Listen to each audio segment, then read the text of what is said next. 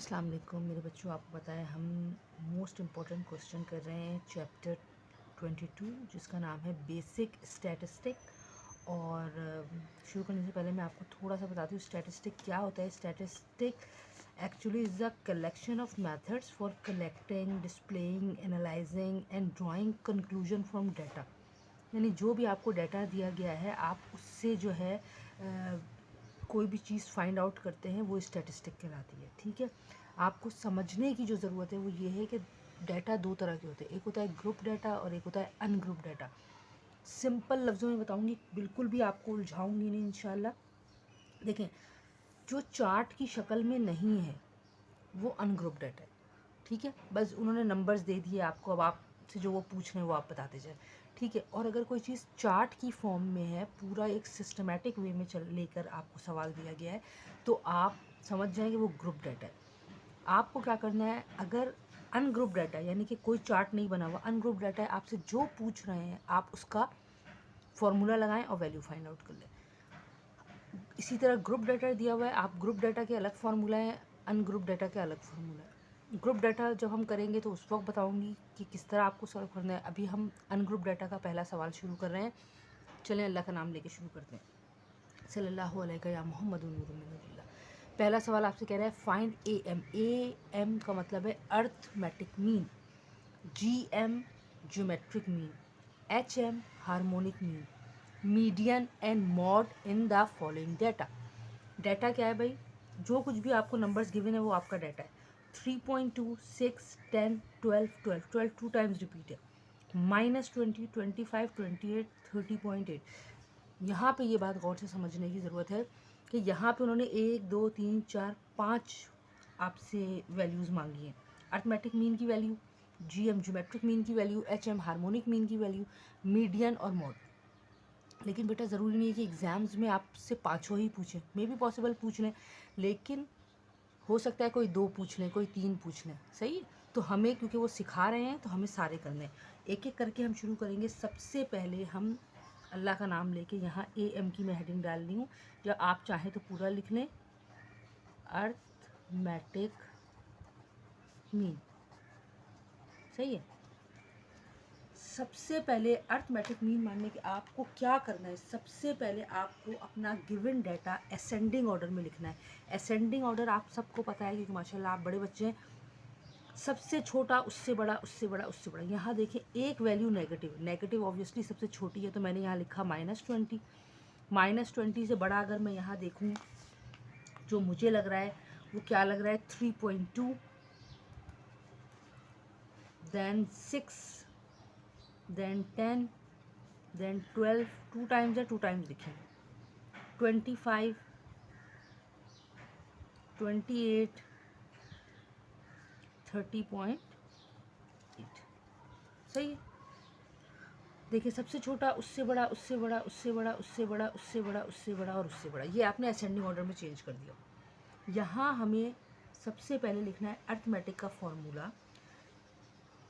Arithmetic का formula होता है, रिप्रेजेंट करता है एक्स को, और ऊपर उसकी होता है बार, बार एक्स यानी अर्थमेटिक मीन। क्योंकि ये अनग्रुप डाटा है, अनग्रुप डाटा का फॉर्मूला है सिग्मा एक्स। सिग्मा कौन है, सिग्मा मतलब प्लस, सिग्मा का मतलब मैं यहाँ लिख देती हूँ, सिग्मा प्लस। ठीक है, एक मिनट, थोड़ा सवाल थोड़ा पूरा दिखे। ठीक है मेरे बच्चों, सिग्मा हो गया plus, sigma x upon n, यानी एक्स इन डाटा को आपने प्लस करना है, ये तो समझ में आ गया। एन क्या है, n number of data, number of observation कितनी है, 1, 2, 3, 4, 5, 6, 7, 8, 9। मैं यहाँ लिखूंगी here n is equal to 9, ये मैंने लिख दिया पहले। Now arithmetic mean sigma x, यानी हमें प्लस करना है, -20 plus 3.2 plus 6 plus 10 plus 12 plus 12 plus 25 plus 28 plus 30.8 by n, यानी टोटल नंबर कितने हैं, 9। अब आपने कुछ भी नहीं करना है, आपने इन सब को प्लस करना है मैंने जब इसको प्लस किया है तो इसका आंसर आया है 107। 107 को जब मैंने 9 से डिवाइड किया है तो इसका आंसर आया है 11.88 यानी 12 तकरीबन। सही है, ये आपका अर्थमेटिक मीन आ गया। अब हम मालूम करने जा रहे हैं दूसरे वैल्यू जो उसने कहा है ज्योमेट्रिक मीन। आपने कुछ भी नहीं करना है, जस्ट ज्योमेट्रिक मीन का फॉर्मूला लगाइए। ज्योमेट्रिक मीन, सही है। अब आपने ज्योमेट्रिक मीन का फॉर्मूला लगाना है। अच्छा देखिए मेरे बच्चों, ज्योमेट्रिक मीन का फॉर्मूला है थोड़ा सा आपको समझना पड़ेगा।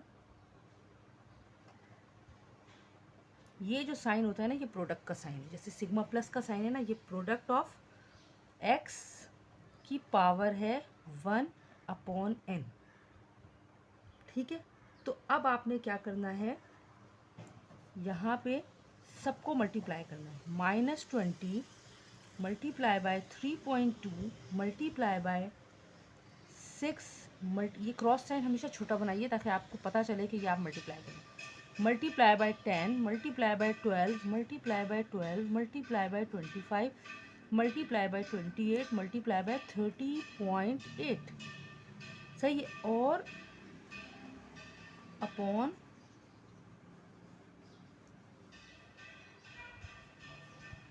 अच्छा अपॉन तो है ही नहीं, सॉरी, यहाँ पावर है 1/9, 1/9, n मतलब 9, सॉरी मैंने डैश लगा दिया, इसको इग्नोर करें।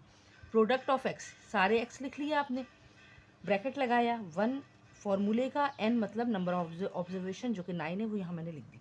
अब मैंने इन सब को मल्टीप्लाई किया, सबको, ठीक है, सिंपल कैलकुलेटर ऑलवेज अलाउड। तो आपने जब मल्टीप्लाई किया तो आपका आंसर आ, इतना टाइम नहीं बेटा, मैं आपको मल्टीप्लाई करके भी दिखाऊँ। माइनस है तो लाजमी आएगा क्योंकि मल्टीप्लाई हो रहा है। यहाँ तो प्लस बड़ा हो गया था तो माइनस ख़त्म हो गया। यहाँ मल्टीप्लाई माइनस एक ही है तो माइनस प्लस माइनस ही आएगा, -1.192, सही है, इंटू 10 की पावर 10 बाय 1/9। सही है, क्योंकि ये 1.192 समथिंग चले जा रहे हैं इसलिए आपने ज़ीरो काउंट करके लिख दिया 10 की पावर, इस पर 10 ज़ीरोज़ हैं। ठीक है, अब 1/9, बात ये है कि अब आप इसकी पावर कैसे निकाल सकते हैं जब ये चीज़ नेगेटिव आ गई है। तो आप यहाँ पे एक छोटा सा रीज़न लिख दें, the geometric mean applies only to positive numbers. सही है, or the product of the given value is negative, therefore finding the geometric mean is not possible. Therefore geometric mean cannot be found. ठीक है, ये आपका geometric mean हो गया। अब हम करने जा रहे हैं मीडियन।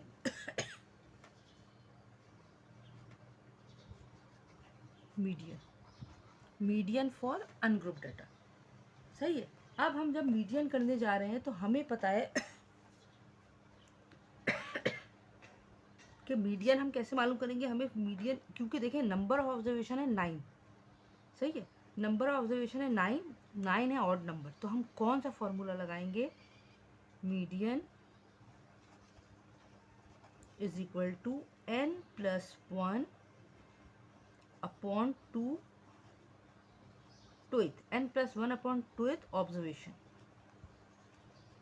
सही है, ये वाला हमने फॉर्मूला लगाया। हमने ये वाला फॉर्मूला क्यों लगाया, क्योंकि n जो है वो ऑड था, 2 से डिवाइड हो ही नहीं सकता, इसलिए हमें ये वाला फॉर्मूला लगाया ताकि 1 हो गया वो इवन बने और कैंसिल हो जाए। अब आप जब मीडियन निकालेंगे तो आप कैसे निकालेंगे, n क्या है, 9+1 अपॉन 2th ऑब्जर्वेशन, ठीक है, जो कि बना 10 अपॉन 2th ऑब्जर्वेशन। 2 1 जा 2 5 जा, एक्चुअली 5th ऑब्जर्वेशन। यहाँ आपको ये बात समझ में आएगी कि आपने असेंडिंग ऑर्डर में क्यों लिया था।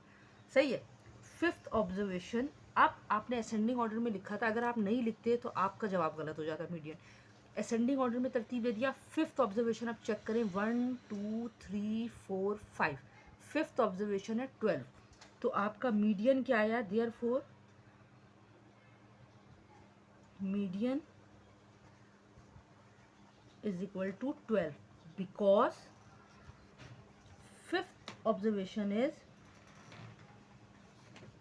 fifth observation of the data is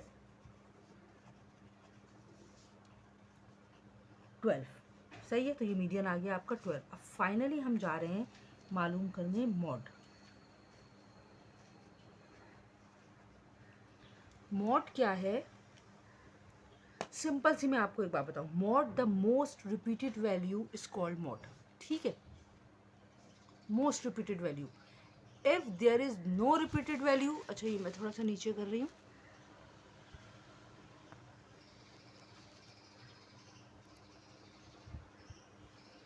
if there is no repeated value there will be no mode. आपने लिखना है देयर इज नो मॉड, सही है, 0 0 कुछ भी नहीं लिखना। तो अब यहाँ पे मोस्ट रिपीटेड वैल्यू कौन है? 12, क्योंकि मोर देन वन टाइम है। Mode as 12 is the most repeated value, therefore mod is equal to 12। चले मेरे बच्चों, हम मालूम कर रहे हैं अब हार्मोनिक मीन। हार्मोनिक मीन का मैंने फॉर्मूला लिख दिया है, n upon sigma 1 upon x. n हमारे पास क्या है? 9, ऐसा ही है ना, टोटल नंबर 9 है। सिग्मा कहेंगे हम प्लस को, प्लस करेंगे हम क्या? 1 अपॉन एक्स, 1 और x हमारे पास क्या है? पहला -20। सिग्मा कह रहा है वो, तो हम यानी सम करना है, 1 upon 3.21, then plus 1 upon 6, then 1 upon 10, then 1 upon 12, 12 two times है, 1 अपॉन 12 टू टाइम्स लिख दिया, 1 upon 25, then 1 upon 28, then 1 upon 30.8। Hope so कि आपको क्लियर समझ में आ रहा हो। मैं बार बार कह चुकी हूँ, इग्नोर कर दिया करें, क्योंकि बेटा मैं पहनती हूँ ग्लव्स और इसमें बहुत मुश्किल से लिखा जाता है। ठीक है, 9 अपॉन, अब जब मैंने 1 को 20 से डिवाइड किया तो जी मेरे पास आंसर आएगा -0.05, देन प्लस 1 को 3.21 से डिवाइड किया तो आंसर आया 0.311। अब 1/6 का आंसर है 0.166, देन अगेन आंसर है 0.1, देन नेक्स्ट का आंसर है 0.083, 83 प्लस 0.083 टू टाइम्स है, ठीक है, क्योंकि 12 टू टाइम्स है, 0.04, देन 0.036, 0.036, देन 0.032। ठीक है मेरे बच्चों, ये आ गया। अब ये आप आगे की तरफ चाहते, मेरे पास जगह नहीं है, स्क्रीन में भी नहीं हो रहा है, तो मैंने लाइन चेंज कर ली, कोई मसला नहीं है इसमें। ये मैंने लिखा 9 और इन सब को जब मैंने सम अप किया है तो आंसर आया है 0.803, यानी कि जब मैंने 9 से 0.83 को डिवाइड किया तो उसने आंसर दिया 11.2, यानी आपका हार्मोनिक मीन की वैल्यू आई है 11.2। चलिए मेरे बच्चों, ये सवाल आपसे पूछ रहा है, find model cause of death from the following data of mortality या मंथ इन अ सिटी।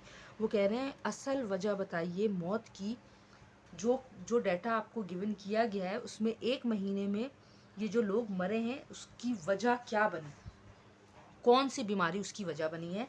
तो हम क्या करेंगे, हमने देखा इस सवाल को कि ये चार्ट की शक्ल में, तो मैंने अभी आपको पिछले साल में बताया जो चार्ट की शक्ल में होगा वो ग्रुप डाटा होगा, लेकिन उन्होंने यहाँ पे सिर्फ आपसे वजह पूछी है, किस वजह से ज़्यादा अमवात हुई है। सही है, आपने चार्ट देखा, यहाँ लिखा है कॉजेज ऑफ डेथ, यहाँ बताया हुआ है किस बीमारी में लोग मुब्तला थे, नंबर ऑफ पीपल कितने लोग मर गए।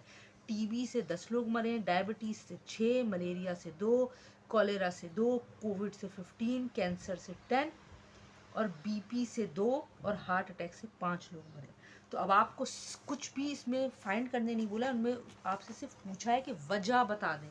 तो आपने देखा सबसे हाईएस्ट डेथ क्या है, 15 किसकी वजह से, कितने लोग किस बीमारी की वजह से इंतकाल कर चुके हैं, कोविड की वजह से। तो आपने यहाँ पे कुछ नहीं लिखना है, आपने अपने सॉल्यूशन में लिखना है Covid has highest frequency. Frequency कहते हैं तादाद को, फ्रीक्वेंसी किसे कहते हैं, तादाद। Covid has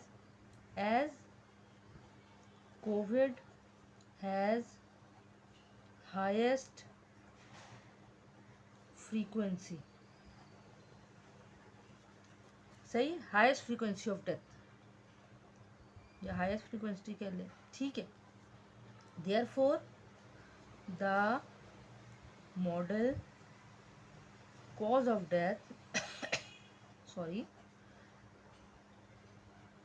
cause of death is COVID,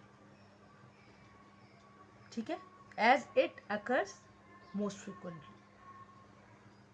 ये आपका आंसर हो गया। आप देखें ये सवाल भी आ सकता है, ये एक इम्पोर्टेंट क्वेश्चन है और बताने का मकसद ये था कि सिर्फ आपको सवाल समझना है कि उसमें पूछा क्या है। चले मेरे बच्चों, हम नेक्स्ट क्वेश्चन पे आ गए हैं और बहुत ज़्यादा आसान क्वेश्चन है। आपके लिए मैंने आधा काम करके रखा हुआ है ताकि ना आपका टाइम ज़ाया हो ना मेरा टाइम ज़ाया हो। सवाल पढ़ लेते हैं। Find average attitude for dogs using arithmetic mean. A mean arithmetic mean, median and mod from 60 people of data. ये आपको डाटा गिवन है, ये चार्ट आपको बता रहा है कि ये ग्रुप डाटा है। तो अर्थमेटिक मीन, मीडियन और मॉड जो कुछ भी है वो ग्रुप डाटा का फॉर्मूला लगेगा, ठीक है। अब हम क्या करते हैं कि हमने देख लिया, ये मैंने चार्ट बनाया हुआ है। मैंने अर्थमेटिक मीन की पहले हेडिंग डाली, याद रखें हमेशा के लिए कि सबसे पहले आपने यहाँ पे, क्योंकि मेरे पास स्पेस कम है, ठीक है, तो मैं तो यहाँ लिखूँगी फार्मूला, लेकिन आप सबसे पहले फार्मूला लिखें और फार्मूले की मदद से चार्ट बनाएं। जैसे अगर मैं आपको यहाँ पे पहले फार्मूला लिख के बताऊँ, अर्थमेटिक मीन का फॉर्मूला, अर्थमेटिक मीन बार एक्स से रिप्रेजेंट होता है और ग्रुप डाटा का फॉर्मूला है sigma F x upon sigma F, ठीक है मेरे बच्चों। सिग्मा एफ एक्स, एफ और एक्स होंगे मल्टीप्लाई और ये है एफ। तो बात ये है कि एक्स क्या है, एफ क्या है, ये मैं भी आपको बताती हूँ। यहाँ पे सबसे पहले हम हेडिंग डालेंगे, मैं पहले मार्कर खोलती हूँ। डॉग्स कितनी कैटेगरी है भाई, ये देख लेते हैं। लव डॉग्स, ठीक है, like dogs, no opinion, dislike dog,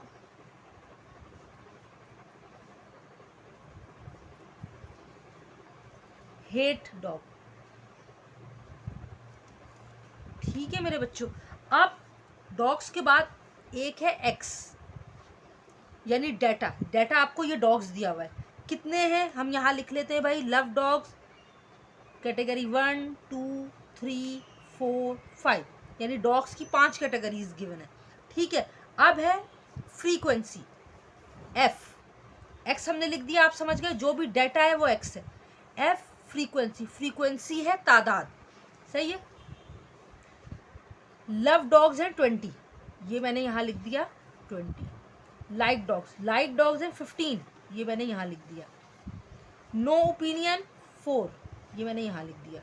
dislike dogs 13, ये मैंने यहाँ लिख दिया, ठीक है। हेट डॉग्स 8 और ये मैंने यहाँ लिख दिया। मेरे बच्चों 1 2 3 4 5 कहाँ से आया है, डॉग्स की कैटेगरी है 5 कैटेगरी, ये हमारी एक्स हो गया। एफ फ्रीक्वेंसी है, फ्रीक्वेंसी किसे कहते हैं, फ्रीक्वेंसी कहते हैं तादाद को। और हमें चाहिए एफ और एक्स का सिग्मा यानी सम ऑफ एफ एक्स और सिग्मा एफ। तो ये रहा एफ, यहाँ पे मैं इसको सिग्मा करके अगर प्लस करूँगी इन सबको तो ये 60 आएगा। क्यों, क्योंकि उसने पहले ही बता दिया है 60 पीपल डाटा, यानी ये नंबर ऑफ पीपल जो है ये 20 15 4 13 और 8 को जब आप सम अप करेंगे तो आंसर आएगा 60। अब हमें सिग्मा एफ तो मिल गया, मैंने यहाँ 60 लिख दिया, चले सिग्मा एफ। मुझे चाहिए सिग्मा एफ एक्स, यानी एफ और एक्स को मुझे मल्टीप्लाई करना पड़ेगा, सही है। एफ कौन है जी, 20 × 1, एफ 20 x 1, 21 ज़ा 20, देन F15 इंटू 2 30, 4 इंटू 3 12, सही है, 13 इंटू 4 13 4 ज़ा 52, ठीक है, एंड FX 8 इंटू 5 40। अब ये इन सब को अगर मैं F और X ये आया है, ठीक है, अगर मैं इसका सिग्मा लूँ, सिग्मा FX यानी इन सब को प्लस करूँ तो आंसर आएगा 154। मुझे कुछ भी नहीं करना है, सिग्मा FX में लिखना है 154 और सिग्मा F में लिखना है 60 और मेरा आंसर आ गया है 2.56 यानी कि तकरीबन 3।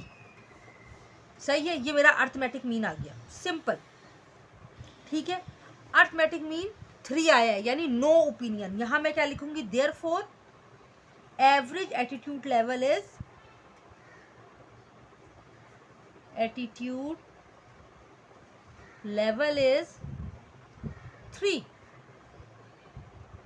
रैंक 3 लिखने, which is no opinion. Okay, ये हो गया, ये हमने अर्थमेटिक मीन मालूम कर लिया। अब आप ये लिखें या ना लिखें तो भी चले, ये रहा 3, इनको पता चल जाएगा। आप 3 is equal to no opinion भी करके लिख सकते हैं। अब हम मालूम कर रहे हैं मीडियन ग्रुप डाटा का। ग्रुप डाटा का मीडियन मैं आपको पहले ही बोल चुकी हूँ, हेडिंग डाल के आपने मेरे बच्चों पहले फॉर्मूला लिखना है, ठीक है। यहाँ पे मेरे पास जगह बिल्कुल नहीं है इसलिए मैं आपको यहाँ लिख के, यहाँ तो लिखेंगे ही आप पहले, अगर आप फॉर्मूला ऊपर लिख लेंगे तो आपको पता चल जाएगा कि आपको कितने कॉलम बनाने। देखें F और X मल्टीप्लाई होंगे यानी आपको X का भी कॉलम चाहिए और F का भी कॉलम चाहिए, ठीक है। अब यहाँ देख लेते हैं मीडियन। मीडियन में हमेशा याद रखिएगा कि 2 फॉर्मूले लगते हैं, अगर ऑड नंबर होगा तो कोई और फार्मूला लगेगा, इवन होगा तो कोई और फार्मूला लगेगा। अभी आपने पीछे जो क्वेश्चन नंबर 1 किया है हमने सबसे पहले, उसमें आपने अच्छी तरह देख लिया है कि अगर जैसे वहाँ वैल्यू आई थी 9 तो हमने n+1/2 आइटम वाला फार्मूला अप्लाई किया था। यहाँ पे 60 है, सही है, n सिग्मा F और n एक ही बात है, सही है, तो ये 60 है यानी ये इवन नंबर है। तो हम कौन सा मीडियन का फॉर्मूला इस्तेमाल करेंगे वो हम लिख लेते हैं, मीडियन इज इक्वल टू 1/2, ये फॉर्मूला ही का है, 1/2 इंटू n/2th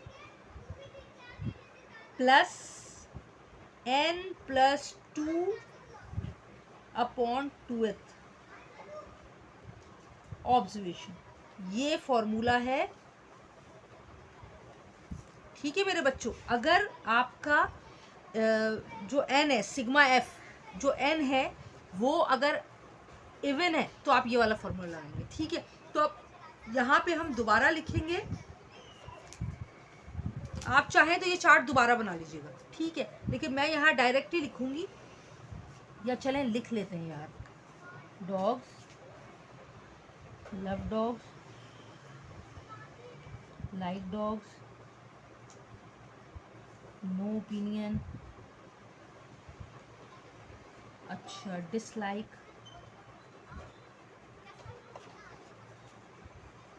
और हेट डॉग्स, ठीक है।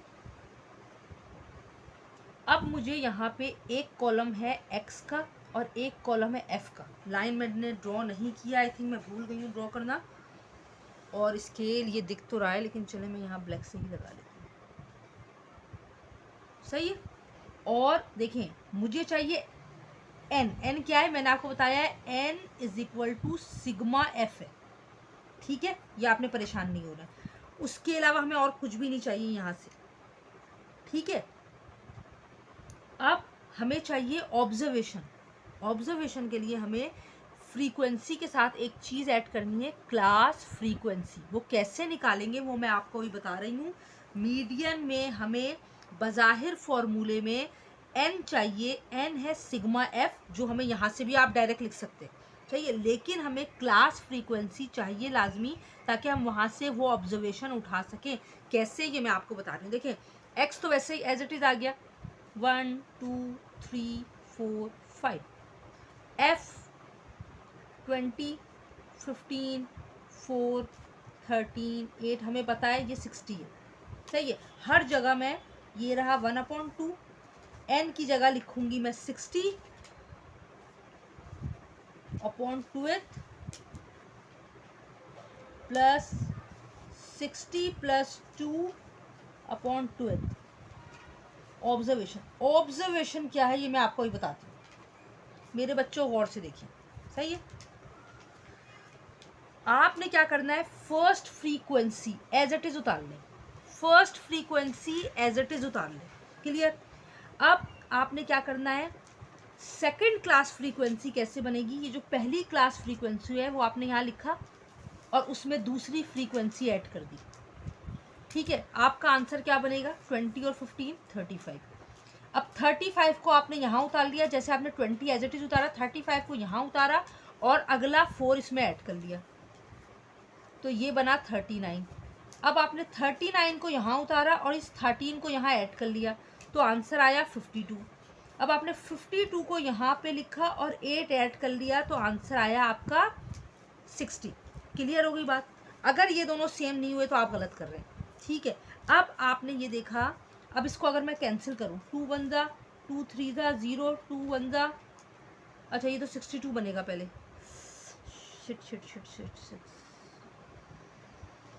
ये 32 आ जाएगा। ठीक है, मैं यहाँ लिख देती हूँ ऐसे, कैंसिलेशन मैंने नहीं की, मैं भूल गई। सही है, या आप कहें तो मैं रफ में बता दूँ इस तरह, देखें 60/2 प्लस 60+2/2,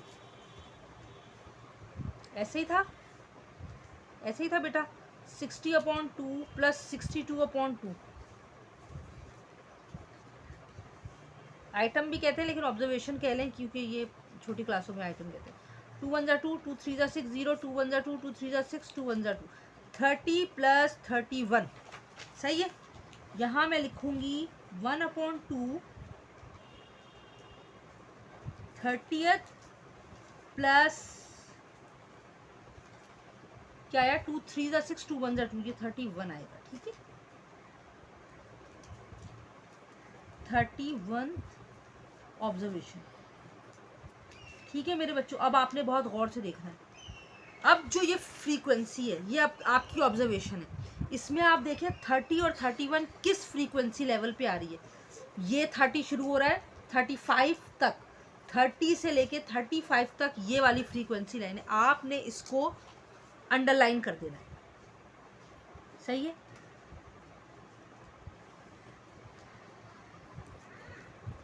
होप सो कि आपको समझ में आ रहा है, क्योंकि मैं बहुत आसान लफ्ज़ों में आपको समझाने की कोशिश कर रही हूँ।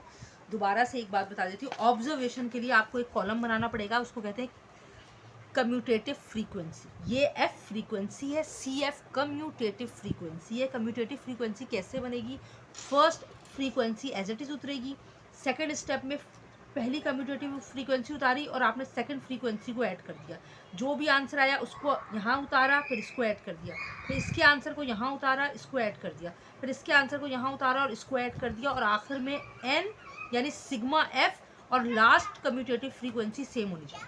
सही है, 30 + 31 किस क्लास में आ रही थी, इस क्लास फ्रीक्वेंसी में आ रही थी, आपने वो पूरी लाइन को ऐड कर दिया। ठीक है,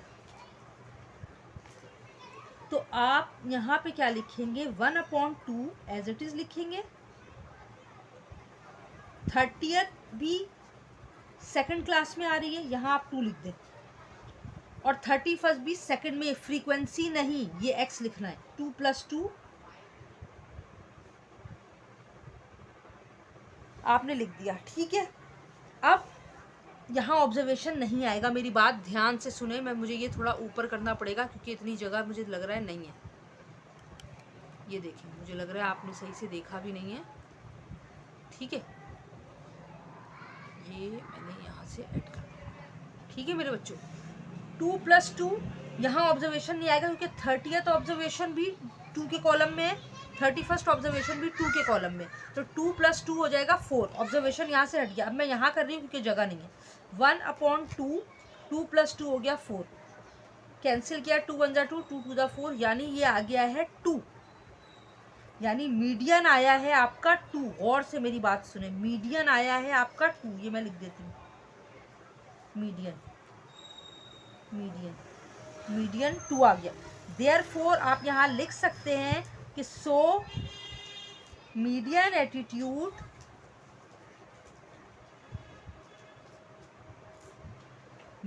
attitude level is rank 2। Rank 2 पे क्या आ रहा है? लाइक डॉग्स, ठीक है, which is like dogs, like dogs, ठीक है मेरे बच्चों, ये आ गया। होप सो आपको दिख रहा हो पूरा क्लियर। अब आपको लास्ट मालूम करना है मॉड। मैं सिर्फ वर्बल बता रही हूँ, आप लिख लीजिएगा, मेरे पास बिल्कुल जगह नहीं है, यही एक लास्ट लाइन है। होप सो आपको दिख रहा हो, थोड़ा सा और ऊपर करूँ, ठीक है। मॉड, अच्छा मॉड क्या है? मैंने आपको क्या, मोस्ट रिपीटेड फ्रीक्वेंसी कौन है? Most frequency, most the model attitude level is love dog. क्यों? हाईएस्ट फ्रीक्वेंसी किसकी आ रही है? 20, सही है। तो हाईएस्ट फ्रीक्वेंसी कौन है?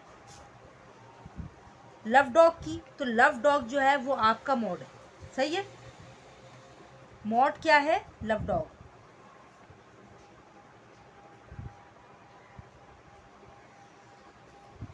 Love dog has highest frequency, ठीक है मेरे बच्चों। सबसे हाईएस्ट फ्रीक्वेंसी जिसकी होगी वो मॉड होगा। तो हाईएस्ट फ्रीक्वेंसी है लव डॉग की, तो लव डॉग हमारा मॉड है, ठीक है। और ये सवाल भी हमारा हो गया है। अब हम नेक्स्ट क्वेश्चन की तरफ चलते हैं। उम्मीद है आपको ये दिख रहा हो सही से। चलो बेटा, हम नए क्वेश्चन पे आ गए हैं। आपने परेशान नहीं होना है। परेशान क्यों नहीं होना? क्योंकि यहाँ पे हमें 4-5 चीज़ें मालूम करनी है, लेकिन पेपर्स में वो 1 या 2 ही पूछेंगे, ठीक है। लेकिन सिखाना उनका मकसद है, इसलिए उन्होंने डिफरेंट चीज़ें एक ही सवाल में हमसे पूछनी है, तो हम डिफरेंट ही क्वेश्चन करेंगे, लेकिन वो आपसे 1 या 2 चीज़ें ही पूछेंगे। तो देख लेते हैं। Daily wages in ₹100 for 1000 employees, यानी 100 हज़ार, यानी 1000 जो है वो वर्कर्स हैं, उनकी ये तनख्वाहें हैं। In a factory are given, find arithmetic mean, geometric mean, harmonic mean, median and quartile and mode. हमें चार्ट देखकर पता चल गया कि जी ये ग्रुप डाटा का सवाल है। 1 मिनट में सेट करूं ज़रा, ये आपको पूरा दिखे, अब दिख रहा है, चलिए अल्लाह का शुक्र है, ठीक है। यहाँ चार्ट उन्होंने सवाल दिया हुआ है डेली वेजेस रुपीज़ में, यानी 22, आप इसको 100 से मल्टीप्लाई करें, 2200 3 लोगों की सैलरी है। 3 एम्प्लॉय ऐसे हैं जिसकी सैलरी 2200 है। 2400 सैलरी है 13 लोगों की। 2600 सैलरी है 43 लोगों की। 2800 सैलरी है 102 लोगों की। 3000 सैलरी है 175 की, और 3200 सैलरी है 220 की। 3400 सैलरी है 204 लोगों की। 3600 सैलरी है 139 लोगों की। 3800 सैलरी है 69 एम्प्लॉयज़ की। और 40 मल्टीप्लाई बाय 100 हो जाएगा 4000 सैलरी है 25 एम्प्लॉय की। 42 यानी 4200 सैलरी है 6 एम्प्लॉय की, और 4400 सैलरी है 1 एम्प्लॉय की, ठीक है। ये नंबर जो है इसको आप 100 में काउंट करें, ये उन्होंने बता दिया है, ठीक है। तो हमने क्या करना है, सबसे पहले मैंने आपको अभी शुरू से मैं कह रही हूँ, पहले आप फॉर्मूला लिखें यहाँ, क्योंकि अभी हमें 4-5 चीज़ें मालूम करनी है, तो हम हर हेडिंग अलग अलग पेज पे ही मालूम कर सकते हैं, ये पॉसिबल ही नहीं है एक जगह। तो मैंने क्या किया है कि मैंने अर्थमेटिक लिख के, क्योंकि पहले अर्थमेटिक है, तो मैं आप ग्रुप डाटा का फॉर्मूला, जैसे मैंने आपको शुरू से कह रही हूँ पहले आप फॉर्मूला लिखिए, तो मैं यहाँ अर्थमेटिक का फॉर्मूला लिखूँगी। अर्थमेटिक मीन यानी बार एक्स, सही है। अर्थमेटिक मीन्स का फॉर्मूला है sigma F x upon sigma F, यानी मुझे एफ चाहिए तो एफ और एक्स मल्टीप्लाई हो जाएगा। एक कॉलम बनेगा जी एक्स का, एक कॉलम बनेगा एफ का, और एक बनेगा एफ एक्स का, ठीक है। एक्स कौन है? एक्स है जो भी आपको नंबर गिवन है, ठीक है। क्या गिवन है? 22, 24, 26, 28, 30, 32, 34, 36, 38, 40, 42, 44। मैं यहाँ काउंट करूँगी 1 2 3 4 5 6 7 8 9 10 11 12। यहाँ मैं लिख रही हूँ 1 2 3 4 5 6 7 8 9 10 11 12 अल्हम्दुलिल्लाह। अब एफ मैं आपको पहले ही सवाल से बता रही हूँ, एफ है फ्रीक्वेंसी। फ्रीक्वेंसी कहते हैं तादाद को, जैसे इन्होंने यहाँ बताया कि 2200 3 लोगों की है, 3 एम्प्लॉय ऐसे हैं जिनकी 2200 सैलरी है, तो यहाँ उन्होंने एम्प्लॉय की तादाद बताई है, तो ये पूरा कॉलम फ्रीक्वेंसी में आएगा। 3 13 43 102 175 220 204 139 69 25 6 और 1। अब मुझे पता है फॉर्मूले में सिग्मा एफ चाहिए, मैं इन सब को प्लस करूँगी, ये पूरा कॉलम प्लस होगा, तो इसका आंसर आया है जी, क्या आया है 1000। क्लियर? यहाँ उन्होंने पहले वैसे भी ऊपर बता दिया था कि 1000 एम्प्लॉयज़ है, तो ये एम्प्लॉयज़ को जब आप प्लस करेंगे तो ये 1000 आएगा, और प्लस करना बेवकूफ़ी है क्योंकि वो पहले ही बता चुके हैं। ठीक है, एफ और एक्स यानी ये दोनों मल्टीप्लाई होंगे। जब ये मल्टीप्लाई होंगे तो 22 को मैं 3 से मल्टीप्लाई करूँगी, एक लिख देती हूँ, बाकी नहीं लिखूँगी, बाकी आप लिख लें। 22 3 ज़ा 24 13 ज़ा, ये मैंने एक्स पहले लिख दिया, कोई फ़र्क नहीं पड़ता, एफ पहले, आप पहले एफ लिख दें, जैसे 43 26 ज़ा, एफ 102 ये 1 है, ठीक है, 102 28 ज़ा, 175 30 ज़ा, 220 32 ज़ा, 204 34 ज़ा, और 139 36 ज़ा, 69 38 ज़ा, 25 40 ज़ा, 6 42 ज़ा, और 144 ज़ा। सही है बेटा। अब जब आप इसको कैलकुलेट करेंगे, सिंपल कैलकुलेटर जो है वो हमेशा ही अलाउ होता है, तो मैं यहाँ तो डायरेक्ट आंसर लिख रही हूँ, आप जो है देख लीजिएगा। 3 2 ज़ा 6 3 2 ज़ा 66 आ जाएगा, ठीक है, 312 आ जाएगा, देन 1118 आ जाएगा, 1118। पहले से ही हमें सॉल्व करना पड़ता है ताकि देख लें कोई मिस्टेक तो नहीं है सवाल में। 2856 5250, देन 7040, देन 6936 5004। क्योंकि अगर मैं ये अभी करने बैठूंगी तो बहुत आधा घंटा एक ही सवाल में निकल जाएगा। 2622, देन 1000, सही है, देन 252, देन 44 बन जा 44। मुझे सिग्मा एफ एक्स भी चाहिए, एफ एक्स ये रहा। अब जब मैं इसको प्लस करूंगी तो सिग्मा एफ एक्स बन जाएगा। सिग्मा यानी सम ऑफ एफ एक्स का सम आएगा 325 0 0। सही है। Now we are just applying the values in the formula and get the answer. Sigma fx upon sigma f. Sigma fx है 32500 by 1000। जब मैंने इसको 1000 से डिवाइड किया तो जाहिर सी सिंपल है, आंसर है 32.5। सही है, यानी therefore अर्थमेटिक मीन 33 भी आ सकता है और 32.5 भी आप लिख सकते हैं। ये हमने अर्थमेटिक मीन यानी हमने 5 में से कितने मालूम करने हैं, 1 2 3 4 5 6, तो हमने एक मालूम कर लिया अर्थमेटिक मीन। अब हम जा रहे हैं ज्योमेट्रिक मीन मालूम करने। उससे पहले मैं आपको बताना चाहती हूँ, बहुत ध्यान से मेरी बात सुने बेटा, हर पेज पे सवाल नहीं होगा, इसीलिए मैंने एक्स और एफ, ये है एक्स आपको दिख रहा है डेली वेजेस, सही है, ये एक्स है डाटा है, और फ्रीक्वेंसी तादाद ये रही। हर पेज में मैंने ये पहले ही लिख दिए, उसके अलावा जो भी फॉर्मूला रिक्वायर्ड होगा वो हम करते जाएंगे। तो होप सो आप मेरा साथ देंगे। चलें टाइम ज़ाया किए बगैर नेक्स्ट हम सॉल्व करने जा रहे हैं, which is GM geometric mean. चले मेरे बच्चों, जीएम ज्योमेट्रिक मीन, क्योंकि हम ज्योमेट्रिक मीन भी एक ही पेज में मालूम करेंगे, तो मैंने सोचा कि मैं क्यों ना पहले फॉर्मूला लिख लूँ। ज्योमेट्रिक मीन ग्रुप डेटा का क्या फॉर्मूला है वो मैं लिखने जा रही हूँ, वो आप और से देखें। मैंने यहाँ लिखा GM geometric mean anti log. हम बहुत अच्छी तरह क्लास 9 में लॉग और एंटी लॉग पढ़ के आए। Anti log into sigma F into log x, सही है, अपॉन सिग्मा एफ। पहले फॉर्मूला लिखने से क्या होता है मैं आपको बता देती हूँ। एक तो देखिए एक्स और एफ हमारे पास है, तो एफ से हम सिग्मा एफ निकाल चुके हैं 1000 पहले, ठीक है। हमें चाहिए एफ इंटू लॉग एक्स। पहले हमारे पास लॉग एक्स होगा, फिर एफ इंटू लॉग एक्स होगा, सही है। तो लॉग एक्स, एक्स ये रहा, ध्यान से देखें, एक्स ये है। 22 का लॉग सिंपल कैलकुलेटर से आराम से आप फाइंड कर सकते हैं। लॉग एक्स है लॉग 22 होगा 1.342, ठीक है। लॉग 24 होगा 1.380,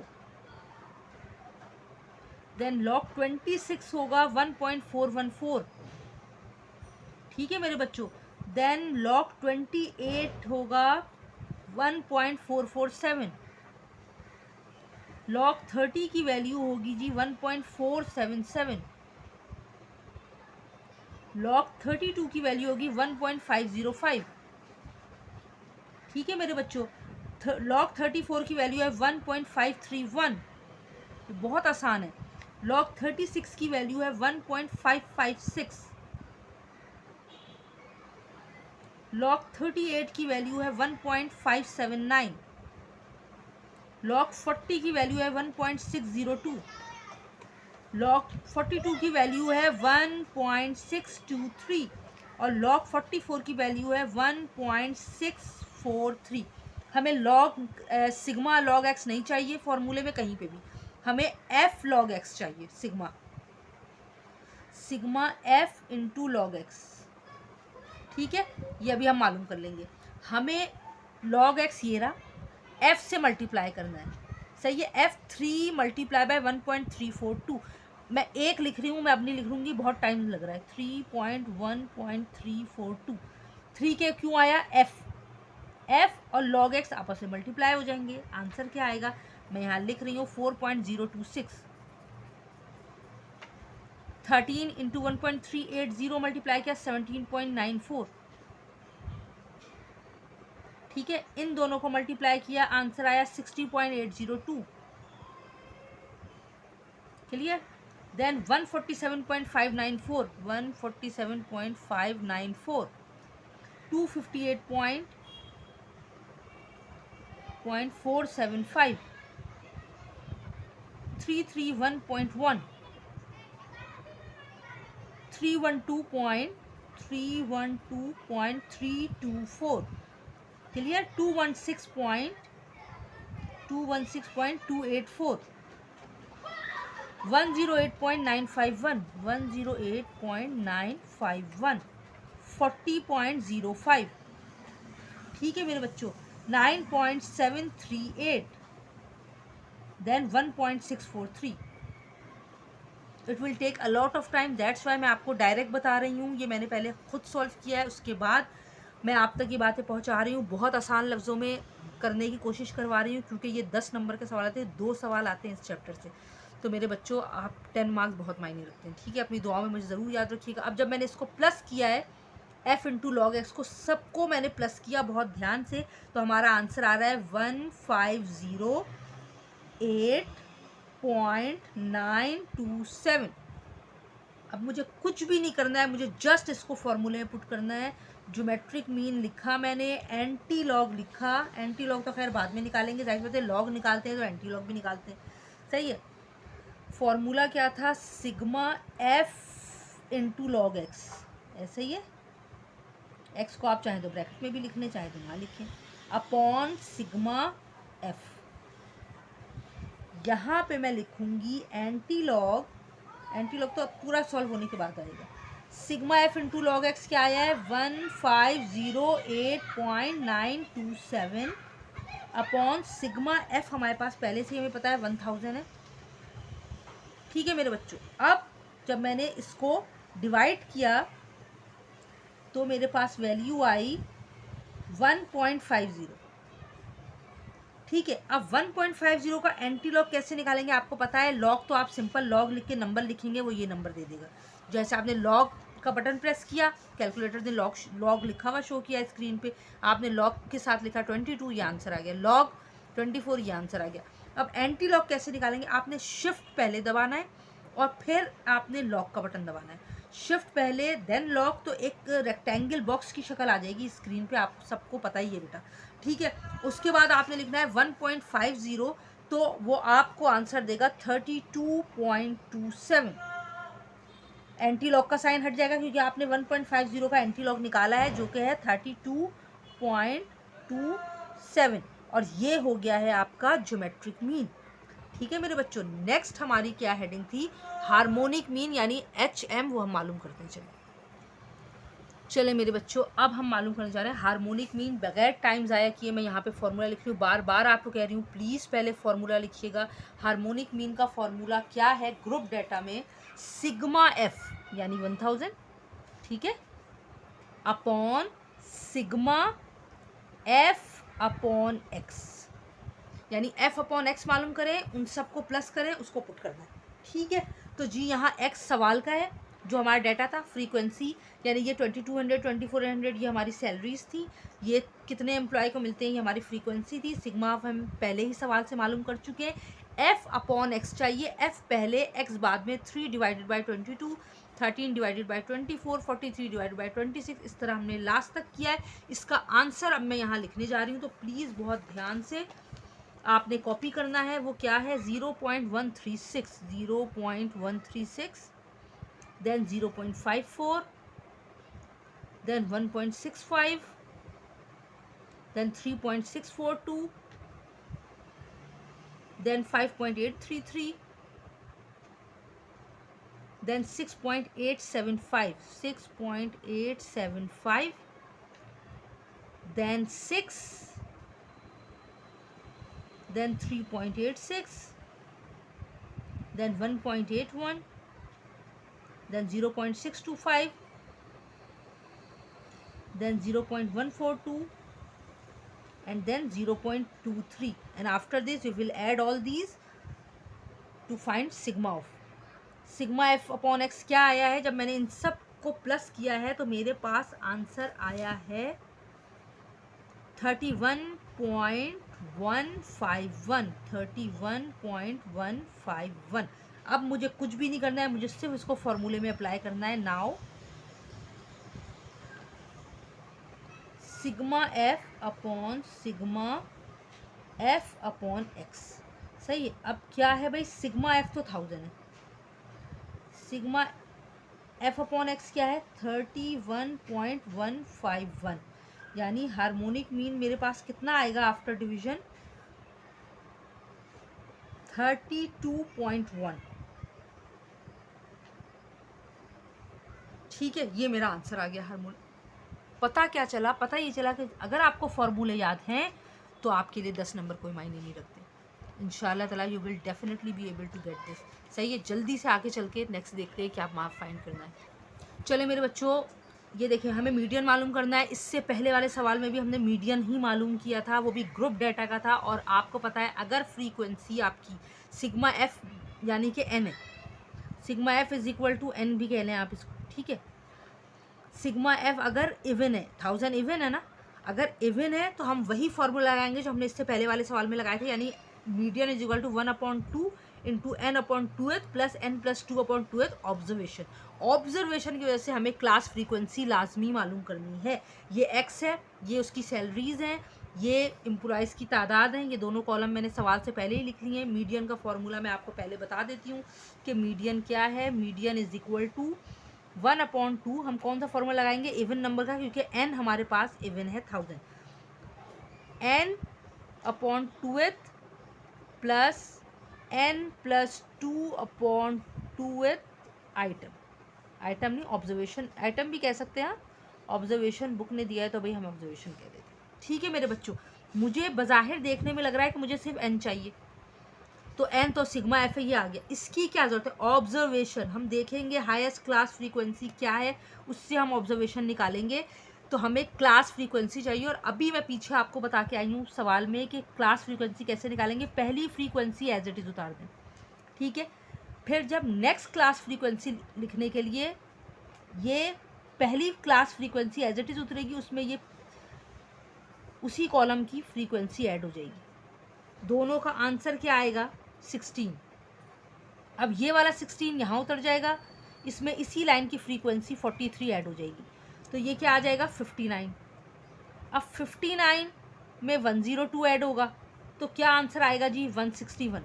161 में 175 ऐड हो जाएगा तो क्या आंसर आएगा 336। 336 में 220 ऐड हो जाएगा तो क्या आंसर आएगा 556। 556 में 204 ऐड हो जाएगा तो क्या आंसर आएगा 760। 760 में अगर 139 ऐड हो जाएगा तो क्या आंसर आएगा 899। 899 में 69 ऐड हो जाएगा तो आंसर आएगा 968। 968 में 25 ऐड हो जाएगा तो आंसर आएगा 993। 993 में 6 ऐड हो जाएगा तो आंसर आएगा 999 और 999 में 1 ऐड हो जाएगा तो आंसर आएगा 1000। और अल्लाह का शुक्र है ये हमारा सिग्मा एफ और यानी एन और लास्ट क्लास फ्रीक्वेंसी हमारी बिल्कुल सेम आनी चाहिए। इसका मतलब है आपने ऊपर बिल्कुल सही किया है। ठीक है मेरे बच्चों, अब मैं यहाँ जा रही हूँ फॉर्मूला लिखने। Median is equal to 1/2 n/2th plus n + 2/2th observation. ठीक है मेरे बच्चों, 1/2 फॉर्मूले का है, n है जी 1000/2th प्लस 1000 + 2/2th ऑब्जर्वेशन। ऐसे ही है ऑब्जर्वेशन। ठीक है मेरे बच्चों, ये रहा 1/2। मैं कैंसिल करूंगी तो ये बनेगा 500 प्लस ये 1000 और 2 हो जाएंगे 1002। 1002 जब मैं 2 से कैंसिल करूंगी तो आंसर आएगा 501। अब आप इतने छोटे नहीं है कि मैं आपको कैंसिल करके बताऊं, सही है। 2th observation. ठीक है मेरे बच्चों, अब हमारे पास क्लास फ्रीक्वेंसी की बारी आएगी। आपने देखना है 500 और 501 किस क्लास फ्रीक्वेंसी रेंज में, ये सही है। किस डेटा में आ रहा है 32 में, ये बात याद रखिए। तो यहाँ 1/2 सबसे पहले तो आपने क्या करना है 32 को अंडरलाइन करना है।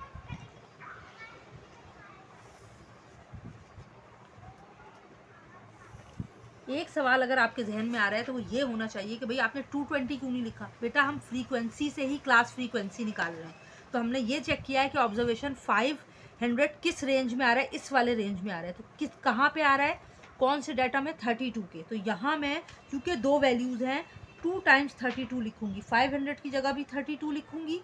अब आपको समझ में आ गया कि 32 यहाँ क्यों आया, प्लस 32। मेरे बच्चों गौर से मेरी बात सुने, ऑब्जर्वेशन अब हट गया है क्योंकि 500 ऑब्जर्वेशन 32 के कॉलम में, तो ये 32 आ गया। और 500 plus sign as it is 501 observation भी 32 के ही कॉलम में है, तो ये दोनों मैंने ऐड कर लिया है। अब ये 1 अब इसलिए ऑब्जर्वेशन का साइन हट गया। 32 और 32 कितने होते हैं 64। नॉर्मल कैंसिलेशन करें 2 × 1 = 2, 2 × 3 = 6 और 2 × 2 = 4। ये आ गया 32, यानी मीडियन हमारा है 32। ठीक है, अब अगर मैं यहाँ पे आपको मॉड बता दूँ उसके बाद हम क्वार्टाइल कर लेंगे। पहले मैं मॉड बता रही हूँ, ठीक है। मॉड मैंने आपको क्या बताया,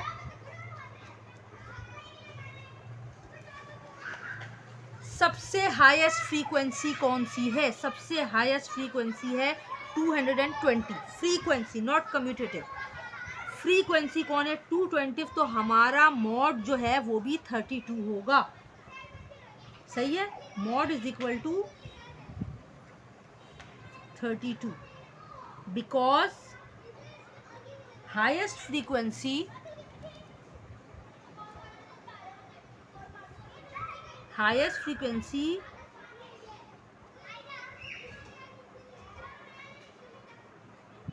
इज 220। ठीक है, कहाँ आ रही है 32 के कॉलम में, तो ये हमारा मॉड क्या हुआ 32। ठीक है, अब हम लास्ट पार्ट मालूम करने जा रहे हैं, वो है क्वार्टाइल्स। चले मेरे बच्चों, अब हम क्या मालूम करें, अब हम मालूम करें क्वार्टाइल्स। क्वार्टाइल्स क्या है मैं आपको उलझाऊंगी नहीं, क्वार्टाइल्स मालूम करने के 2 फॉर्मूले, ठीक है। तो हम क्या करते हैं, पहले आसान वाला कर लेते हैं, जिसको ये समझ में आए वो इससे कर ले और जिसको नहीं समझ में आए वो अगले वाले से कर ले। ठीक है, तो हमें क्वार्टाइल का फॉर्मूला देखें, मैंने आपको बताया क्वार्टाइल 4 होते हैं, Q1, Q2, Q3, Q4। ठीक है, हम उसमें क्वार्टाइल नहीं बोला, क्वार्टाइल्स बोला है। तो हम Q1 मालूम करेंगे तो उसका फॉर्मूला लगाते हैं n+1/4। Is that clear?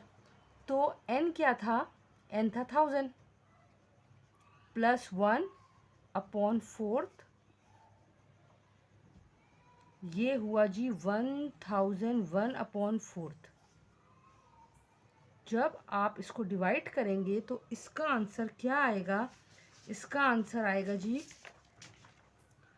250.25। अब आपको ये चेक करना है कि 250 किस क्लास में आ रहा है।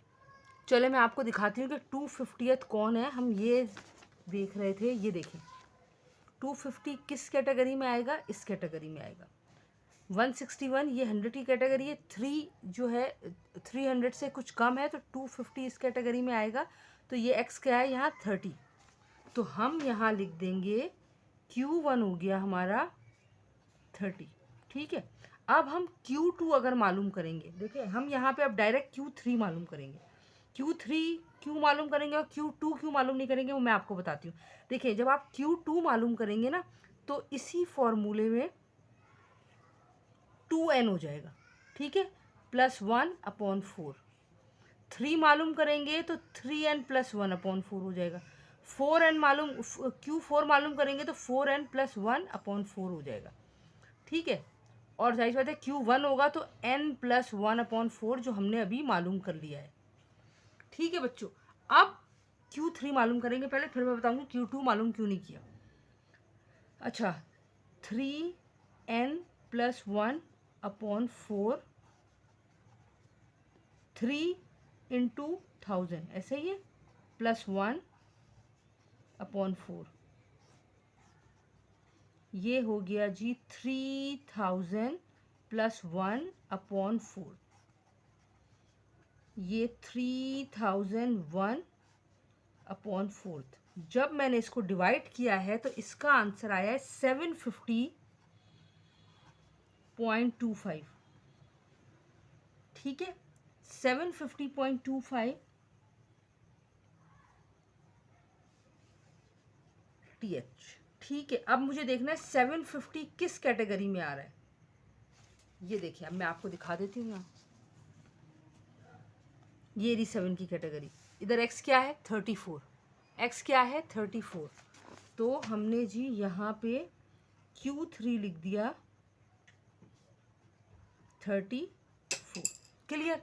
अब मैं आपको बता देती हूँ Q2 क्यों मालूम नहीं किया। 2 × n यानी 2 × 1000, 2000 +1 अगर आप 4 से डिवाइड करेंगे तो यहाँ ऐसा कोई भी फिगर नहीं आ रहा जो इस चार्ट में फॉलो किया जाए, तो इस वजह से हम Q2 छोड़ देंगे और Q4 भी इसी वजह से छोड़ेंगे, क्योंकि जो 4 से डिवाइड होगा तो वो इस चार्ट का फिगर नहीं आएगा। तो हमने Q3 करके देखा तो Q3 में आ रहा था, तो हमने Q3 ऐड कर लिया। ठीक है, अब ये इसका जो नेक्स्ट मेथड है वो भी मैं आपको बता देती हूँ, चले सीख लें। चले मेरे बच्चों, हम जा रहे हैं अब मालूम करने क्वार्टाइल। सही है, क्वार्टाइल क्या होते हैं ये बहुत ज़्यादा डीप मैं आपको नहीं बता रही हूँ, क्योंकि हमने पहले ही तय कर लिया था कि हम डायरेक्ट करेंगे, बहुत ज़्यादा मुश्किल बच्चों को होती है। तो मैं आपको छोटा सा एक रिव्यू दे देती हूँ कि क्या है क्वार्टाइल। से पहले आपको मालूम करना होगा कि एक चीज़ होती है जिससे आप कहते हैं परसेंटाइल। एक्चुअली परसेंटाइल क्या होता है, central tendency divides a group of data into 100 parts. Actually सही है, सेंट्रल टेंडेंसी जो होती है वो किसी डाटा के ग्रुप को 100 हिस्सों में बांट देती है। सही है, तो the n percentile of a data set is describe as n value. सही है, या आसान लफ्ज़ों में आप समझें कि जो सेंट्रल टेंडेंसी है ना वो डिवाइड कर देती है ग्रुप को 4 और मज़ीद हिस्सों में। तो जो फर्स्ट पहला हिस्सा कहलाता है वो फर्स्ट क्वार्टाइल कहलाता है। यानी Q1, इसमें आता है मतलब 25 to 50 परसेंटाइल। इसी तरह सेकंड क्वार्टाइल होता है, वो होता है 50 to 75 परसेंटाइल। थर्ड जो होता है 75 till 100, और फोर्थ जो होता है 100 परसेंटाइल होता है तकरीबन। सही है। तो इसको अगर मैं आपको इस तरह समझाऊंगी तो ये आपको मुश्किल लगेगा, तो अब आप सिर्फ ये इस चीज़ पे फोकस करें कि ये एक्चुअली मालूम कैसे करना है। ठीक है, तो हम जो हैं वो बग़ैर टाइम ज़ाया किए ये शुरू करने जा रहे हैं कि क्वार्टाइल अगर वो हमसे पूछेंगे तो हम कैसे मालूम करेंगे। तो हमने सबसे पहले लिखा फॉर फर्स्ट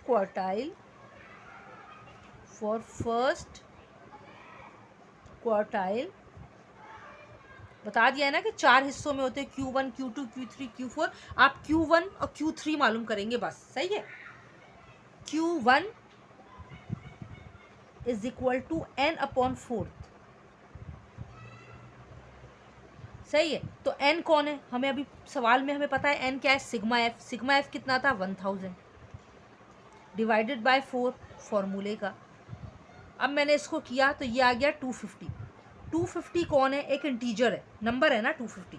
तो अब हम क्या करेंगे फॉर Q1, अब हम Q1 क्योंकि एक इंटीजर आया है तो हमें क्या करना है, हम इस कौन सा फॉर्मूला लगाएंगे मज़ीद, अभी आप देखें।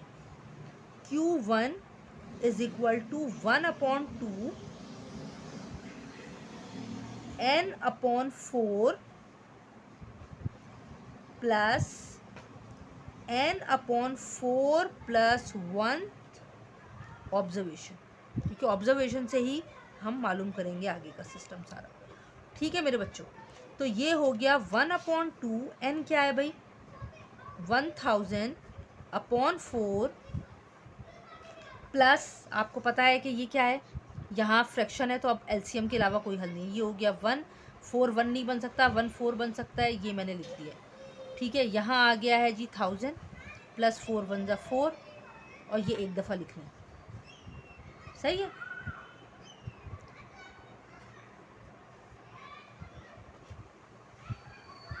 ऑब्जर्वेशन सही है मेरे बच्चों, ये सिंपल मैंने एलसीएम लिया है।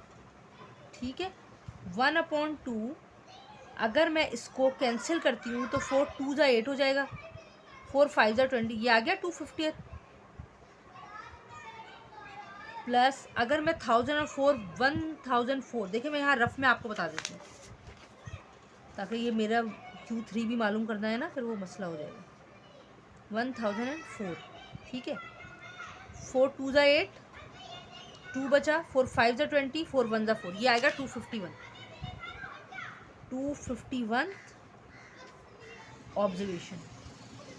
अब मेरी बात आप गौर से सुने, 1/2 यहाँ 250 और 250th ऑब्जर्वेशन कौन है,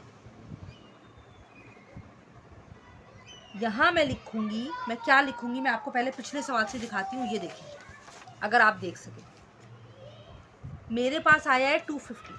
सही है, मुझे ये लगाने दें। ये देखिए 250 भाई कहाँ है, ये है 161, तो ये 300 है, तो 250 इसी में होगा। 250 और 251 किसके कॉलम में आ रहा है, 30 के। सही है, तो 250 भी मैं 30 से उठाऊंगी, 251 भी मैं 30 से उठाऊंगी। अब मैं ये यहाँ से हटा रही हूँ, ये आ गया 30 प्लस 30। सही, ऑब्जर्वेशन हट गया। 250 और 251 दोनों 300 के कॉलम में आ रहे थे, जो कि था 30 के ग्रुप में। सही है, अब ये 1/2 30 प्लस 30 हो गए 60, कैंसिल किया मैंने, ये आ गया हमारे पास Q1 की वैल्यू 30। ठीक है, therefore Q1 is equal to 30, ये आ गया हमारे पास। अब बिल्कुल इसी तरह हम Q3 मालूम करेंगे। ठीक है, थर्ड क्वार्टाइल, अच्छा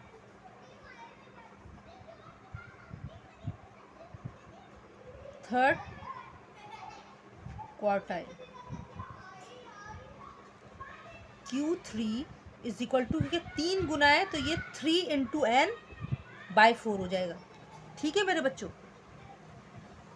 अब 3 n कौन है, 1000/4, ऐसा ही है, सही है।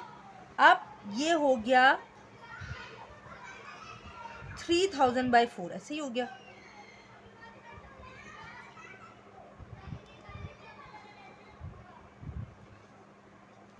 अब इसको काट दें, 4 7 ज़ा 28, 2 बचा, 4 5 ज़ा 20 और 0, ये आ गया जी 750। Q3 आ गया आपके पास 750, और ये भी इंटीजर है। तो अब हम कौन सा फॉर्मूला इस्तेमाल करेंगे Q3 के लिए? 1/2, सेम फॉर्मूले में 3 आ जाएगा बस, 3n/4 plus 3n/4 plus 1 observation. ठीक है मेरे बच्चों, और ये देखें आप, इंशाल्लाह अभी हम करते हैं। 3 × n क्या था? 3000 था ना। 3000/4 मैं डायरेक्ट कर रही हूँ ताकि जो है ना, अब ये ऊपर आप समझ चुके हैं।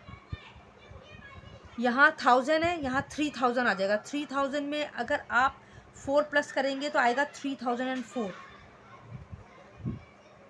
3004/4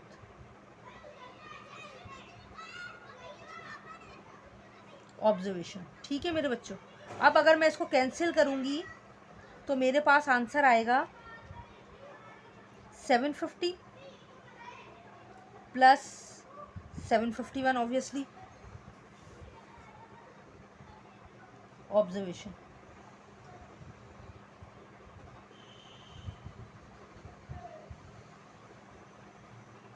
ठीक है, अब ये हमें देखना है कि ये कहाँ आ रहा है, 750 और 751 कहाँ आ रहा है। तो मैं दोबारा वो पेज उठाऊँ, कहाँ गया, ये रहा। ये देखिए, थोड़ा सा आपको ताउन करना पड़ेगा वरना फिर ये हमारे समझ में नहीं आएगा। 750 कहाँ है, ये रहा, सही है। ये किस में आ रहा है जी? 750 हमारा, ये तो 5 की रेंज है, ये रही 7 की रेंज, तो ये किस में आ रहा है? 34 में।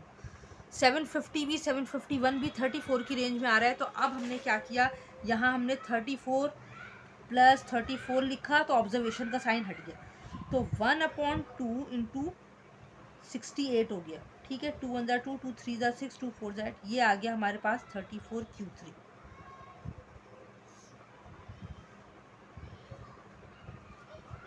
जब हम क्वार्टाइल्स मालूम करेंगे तो हम Q1 के साथ Q3 मालूम करेंगे, Q2 मालूम नहीं करेंगे। बस इतना जानना आपके लिए काफ़ी है, क्योंकि हम बहुत इंपॉर्टेंट सवाल कर रहे हैं इस चैप्टर के। तो बहुत ज़्यादा मैं आपको जितना उलझाती जाऊंगी आप उतना उलझते जाएंगे, हमें नहीं उलझना। और अल्लाह के फजल से ये सवाल हमने समझे 6 टॉपिक इसमें हमने कवर किए हैं। Quartile, arithmetic mean of group data, और क्या क्या था मुझे देखना पड़ेगा सवाल। तो आप मुझे 1 मिनट का टाइम दें ताकि मैं सवाल निकालूँ जी। फर्स्ट वन हमने अर्थमेटिक मीन मालूम किया ग्रुप डाटा का, फिर हमने GM ज्योमेट्रिक मीन मालूम किया ग्रुप डाटा का, हार्मोनिक मीन मालूम किया ज्योमेट्रिक ग्रुप डाटा का, मीडियन मालूम किया, ये क्वार्टाइल्स मालूम किए, और मॉडल वेजेस यानी मॉड मालूम किया है। अगर ग्रुप डाटा का क्या होगा, हाईएस्ट फ्रीक्वेंसी जो होगी वो मॉड होगा ग्रुप डाटा में। ठीक है, उम्मीद करती हूँ ये सवाल भी आपको समझ में आया होगा। नेक्स्ट क्वेश्चन की तरफ चलते हैं। अल्लाह हाफिज़।